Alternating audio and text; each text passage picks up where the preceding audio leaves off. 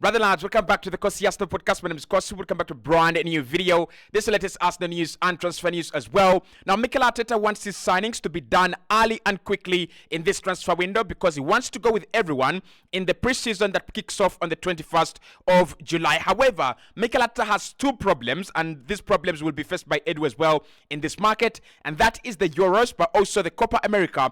Both tournaments kick off this coming month in June. The Euros kick off on the 14th of June, and the Copa America tournament kicks off on the 21st of June as well. So that means that although Arsenal have big targets and we will have to get them quick and early, it might not happen. We know what happens with the Euros is that most players are concentrating with their national teams. Most agents are not picking up phones. You can talk to the agent, but you cannot get through to the player. So you have to wait until July, around 14th or 15th, for you to start your business. It's also one of the reasons why the summer transfer window is going to extend to September. So we're going to have June, July, and September. It's going to be a lot of time, but of course, as a team that has planned our transfers right from January, we don't want to do signings in September. Like September, those are around 4 games inside the new campaign. You don't want to do your signings in September. It is poor planning. It's bad business. So Mikel Arteta says once his signings are nice and early, and Edu is also working on them, what are some of the players that we could get in before Copa America and before the Euros start, right? And I'm talking about release clauses, and I'm talking about players who are willing to join Arsenal as quick as possible. Because at the moment, if you have to convince the club and convince the agent of the player and convince the player about the project, then I don't think that's an early signing. I don't think that would be a signing that you're actually going to to do within the next 15 days, because that is when the Euros start. So for me, if Arsenal want to get early signings done, you've got to target release clauses. Players that have a release clause. Like Bruno Gimaraes has a release clause. We're going to talk about him. Zubimendi has a release clause. We're going to talk about him as well. If you can trigger the release clause and just agree personal terms with the player, then that's an easier deal to do. Then players that are sure they want to join Arsenal. By this time, I'm assuming that Arsenal have talked to some of the players, like we did with Declan Rice, talking to him in January, and Gabriel Jesus talking to them in January. So I'm thinking Arsenal have talked to the entourage of some of these players, and we know where we stand when it comes to the players' side. So I think we should just go for players at the moment, players that are really willing to join Arsenal, but also players that are going to be left to go by their club. So I don't think a deal like Alexander Isak would actually be good. Isak would be open to joining Arsenal, but I don't think Newcastle are open to selling. Rashford would be open to joining Arsenal, but I don't think Man United are open to selling. And I also don't think that Manchester United have put their house in order for them to decide whether Rashford is going to be sold or kept this summer. So we need transfers that are easy, transfers that can be done within, around 1 week, and the deal is absolutely and completely done. Now, the beauty, before we get into the names, the beauty of signing players before the Euros, it has so many advantages, and the Copa America, it has so many advantages. One, we have the tournament tax, which would be the Euros tax, the Copa America tax, and the World Cup tax, right? What happens is you're going to have players that have had a very shambolic season, a very poor season, putting in the performances of their lives for their national teams, right? And we have seen this happen so many times. Renato Sanchez at Portugal, ever since that tournament, he's never been the same again. But then you're going to have players like, Enzo Fernandez. He's going to have a fantastic season for Argentina at the World Cup, and then he signs for Chelsea. And I don't think he's a bad player, but I think Chelsea overpaid because he was flying at Benfica, and then he goes to Argentina and they win the World Cup with him being one of the key players in that machine. So I think that's what Arsenal should try to avoid, and that's what Arsenal and Mikel Arteta are trying to avoid. We don't want to overpay. But if you don't want to overpay, you sign them before the Euros, you sign them before the Copa America, not after. Because the moment you sign a player after the Euros, you're going to pay an extra 20 million. You're going to pay an extra 30 million. Just imagine if, of course, Sweden will not be in the Euros, right? But imagine Sesko with Slovenia. Sesko scores 10 goals at the Euros. How much would he go for if he didn't have a release clause? How much would you have to pay for Sesko if he didn't have a release clause with 7 goals or 10 goals, at the Euros. That's what I'm talking about. He's not going to score, the same number of goals for you or same, with the same consistency. It's just one tournament.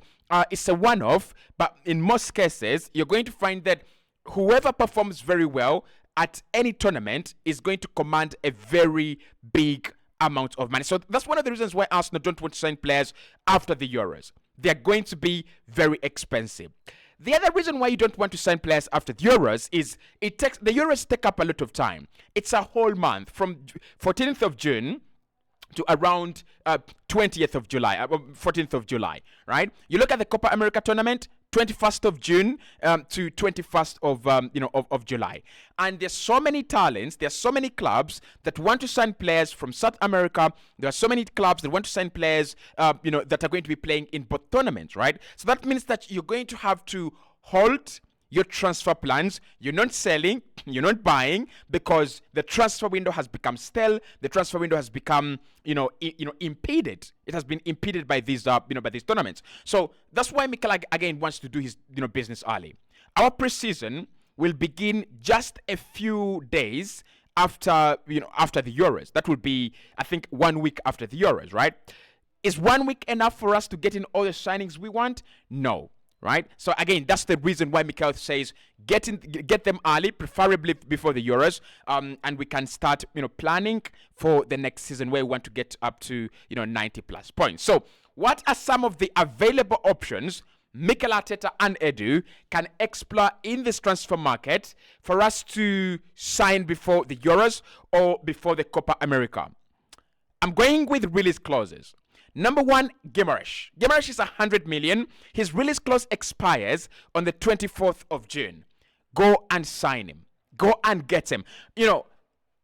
With Bruno Gimaraes, the Euros will begin, the Copa America will begin on the 21st of June.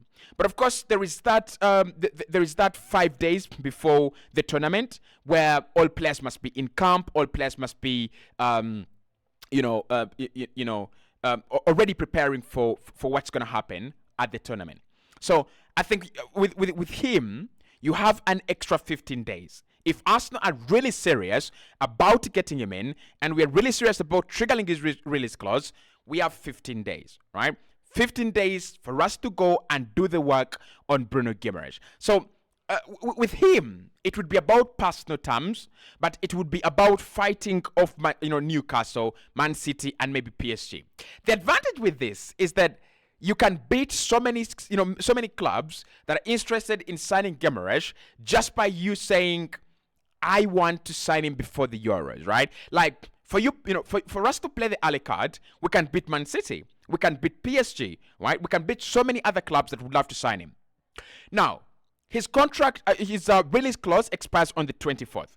That means that if he gets into the Euros, it's over. And that's what Newcastle are praying for. That's what Newcastle are asking for. They're saying if no one triggers the release clause before maybe the 20th or 19th of June, it's over. He's going to go for the Euros. He's preparing. He's, getting his head in line. And that will be it. That will be over. We won't expect to see him, out of the camp until late July, right? So that is one player Arsenal can go for. Good release clause. It can be done early. And I think because it's payable in 3 installments, it's a favorable deal, right? It's a very, very favorable deal. Now, the second player is Benjamin Sesko. With Ben Sesko, he's also going to be playing at the Euros, like Gimaraes is going to be playing in Copa America. He's going to be playing at the Euros, and they're in the same group as England.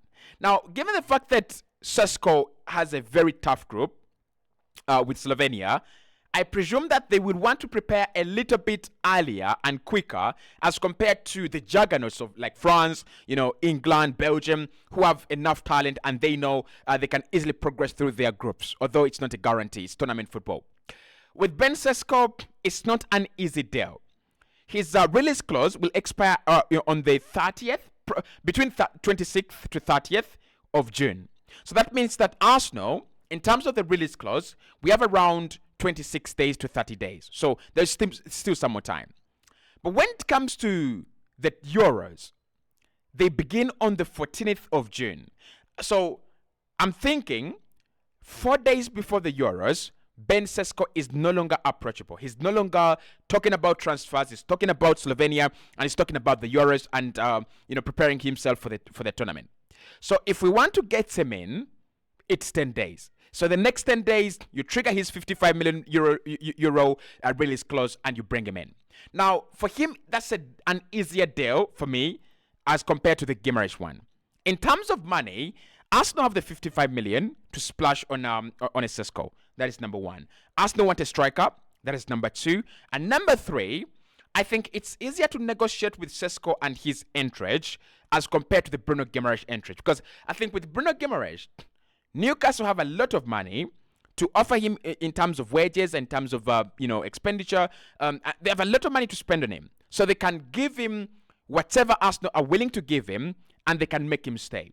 With Ben Sesko, if Arsenal go a little bit above what Leipzig can offer, I think we can easily beat them to their own player. So I think Sesko for me is one of the realistic deals Arsenal could do before the Euros. It's one of the very, very nice deals Arsenal could do before the Euros. Honestly, I'm not even lying about this, right?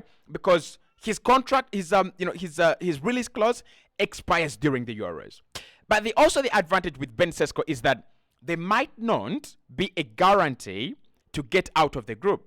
So that means that if any club wants to sign him, you might just wait for them to get knocked out of the Euros, right? But if you want to get in players before the Euros, Sesko is a very nice shot. Very, very nice shot. 55 million, he's still contemplating whether to stay or whether to go. So it's about you convincing him to join rather than stay at RB Leipzig. Next on my list is Victor Gyökeres. Now, Victor Gyökeres is another release clause that Arsenal don't have to pay. He's not going to be playing at the Euros. That is something very interesting, right? And ultimately, he might not be affected by the Euros tax. However, if we get to the Euros and strikers do not perform the way we would have expected them to perform, Gyökeres will be expensive, because that means that his previous numbers, the previous season, will still be very, very strong. But if the likes of Ben Sesko go out there and score lots of goals, and we get to see many, the likes of Julian Alves go out there in the Copa America and score a lot of goals, then clubs will switch their attention to the new big boys in the tournament, right? And that could affect the Gyökeres price to go down a little bit. So it's a bit of gamble with Gyökeres. You don't want him to be the prime after the Euros, right? The prime target for everyone after the Euros. So the wise decision would be you sign him before the Euros. But then there's a possibility that his price could go down a little bit because all clubs think he's expensive, and therefore they go for these, kids that have been smashing it at the summer tournaments.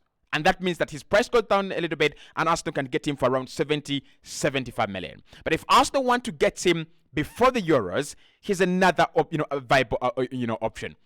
I am against triggering his release clause of 100 million. I am still saying 75 to 85 million. That is where I am for Victor Gyökeres. If it's anything above that, Arsenal should just walk away. But it's another deal Arsenal could do.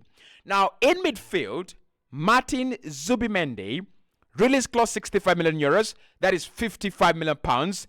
That is your deal. That is your deal. If you think about all the deals that Arsenal want to do, if you think about all the structures of these deals, this Zubimendi deal is the deal. The problem with Martin Zubimendi, he's part of the Spanish squad that's going to be playing at the Euros, and the Euros are also beginning within the next 2 weeks. So that means that you've got to do it early. And he is undecided whether he wants to be at Real Sociedad, or he wants to move to the Premier League, or he wants to stay in Spain. He's still very undecided. But his mind and his soul breathes Real Sociedad, and he breathes and leaves Spain. So there is a high possibility that he stays in Spain. There is a high possibility that he doesn't move to the Premier League, right? But if Arsenal are serious about him, and we can convince him otherwise about joining the Premier League and about leaving Spain, this is a very good deal. We can wake up tomorrow Arsenal triggered the release clause of Martin Zubimendi before the Euros. It's a done deal. And goodbye. See you. We'll see you after the Euros. Next one on the list is another Spanish player that's going to be playing at the Euros with almost a very similar release clause to Martin Zubimendi, and that is Nico Williams. So with Nico Williams, we are looking for a winger. We're looking for someone to deputize in for Saka. I think Arsenal will be unwilling to just blindly trigger the release clause. And we should be unwilling to blindly trigger the release clause, right? But what I would say with him is that if Arsenal are anywhere close to, negotiating for him, it will not be before the Euros, right? But if there is a player that's going to command the Euros tax, it's going to be Nico Williams. He's going to have a fantastic, listen to me, he's going to have a fantastic season, and anyone that wants him is going to have to pay the premium price. But Nico Williams is another one. And lastly for me is Olise. Olise again, another player, top talent with a release clause of around a 65 million pounds. If Mikel Arteta thinks he's the guy, you can get him in. Obviously, you have the likes of Mohamed Kudus as well, and the likes of, and a couple of other players like, Jeremy Frimpong. So if Arsenal are really interested in any of these guys, and we still want to get them through the door before the Euros, it's release clause stuff, right? You've got to do with release clause, or you've got to do with clubs that are really willing to negotiate deals early.